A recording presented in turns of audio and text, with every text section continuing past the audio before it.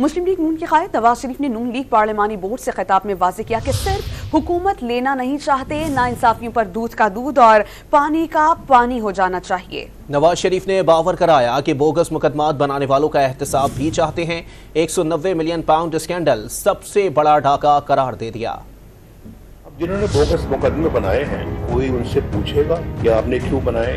جج بول رہا ہے وہ شوکت عزیز صدیقی کہ میرے پاس جنرل فیض آیا، میرے پاس آ کے یہ کہا انہوں نے، آ کے ہماری تو 2 سال کی محنت ضائع ہو جائے گی اگر نواز شریف کو اور اس کی بیٹی کو اگر آپ نے جیل سے باہر آنے دیا۔ خود ذاکر نثار کی آڈیو ٹیپ ہے، ان کو اندر رکھنا ہے اور عمران خان کو لانا ہے۔ 190 ملین پاؤنڈ کے جو پیسے تھے وہ سپریم کورٹ میں آئے تھے۔ قوم کو بتائیں کہ ڈاکہ ڈالا کس نے اس ملک میں؟ چور چور کہنے والے خود چور ہیں، سب سے بڑے چور ہیں۔ ہمارا مطالبہ یہ نہیں کہ ہم جو ہے نا وہ الیکشن جیت کے حکومت بنائیں اور بڑی بڑی گاڑیوں میں بیٹھ کے تو اپنا وزیر اعظم وزیر اعلیٰ بن کے گھومتے رہیں۔ دودھ کا دودھ اور پانی کا پانی بھی چاہتے ہیں۔ تمہارا میں یہ حشر کروں گا، تمہارے گلے میں پٹا ڈال کے وزیر اعظم ہاؤس سے کھینچ کر تمہیں لے کے آئیں گے جب دھرنوں میں یہ بات کر رہے تھے، اور آج دیکھیں خود کدھر ہے۔